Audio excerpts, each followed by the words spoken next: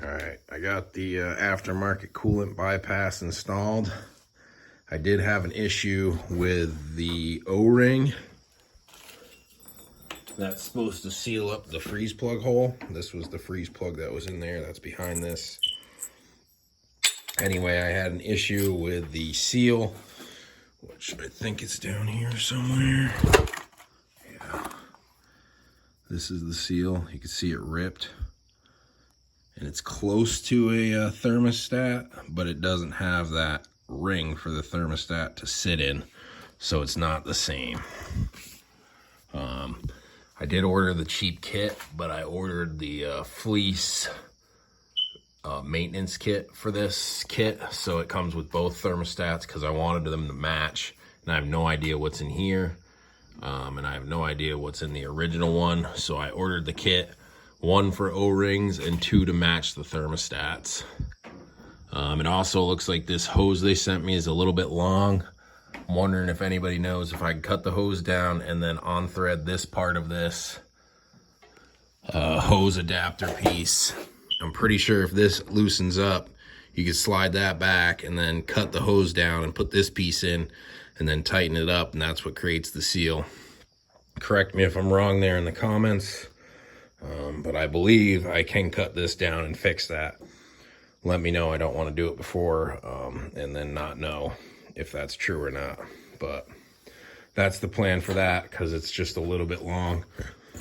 Otherwise, it looks pretty good, and it's away from the header better than the original pipes that go behind the header, which I didn't like that at all. Plus, this makes more sense going right from here to the center of the back of the motor. As far as moving more liquid, I think that'll be more efficient. I also ordered 2 water pumps. The first one showed the splines, or the propeller was different, so I ordered a different one with the propeller that I like, that's steel, not plastic. But that's kind of besides the point. I'm just getting everything maintained while the motor's out, so that's also on the list as the water pump. This fuel filter delete, that was the cheap off-brand, 40 bucks compared to 90, I think. So saved half my money there. That actually worked perfectly, no issues. I installed the water sensor or whatever it is there for the bottom. And then also, I think I showed this in the last video, but this is the 6-speed plug for the radiator.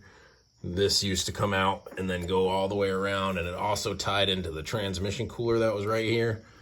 This motor is out of the automatic Cummins, so it had the cooler back here in the corner. I already eliminated that. It's going into the 6-speed, so I don't need it anymore.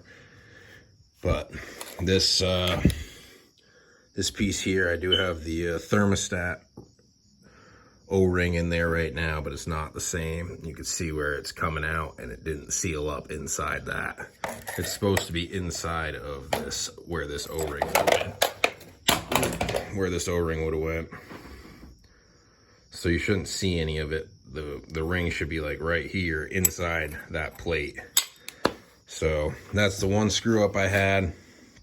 I'm hoping it's just the O-ring, or I might have to sand down the freeze plug hole a little bit more.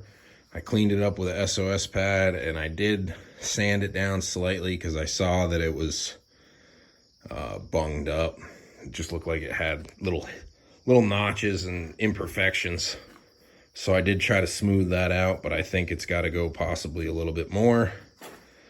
And then also, like I said, trimming this hose down. Hopefully that can be done on here. That's that one. So yeah, that would actually loosen it from there. And then I'm pretty sure if I took these two off right here, loosen these two, this will slide back. I can cut the hose and then push this one back in.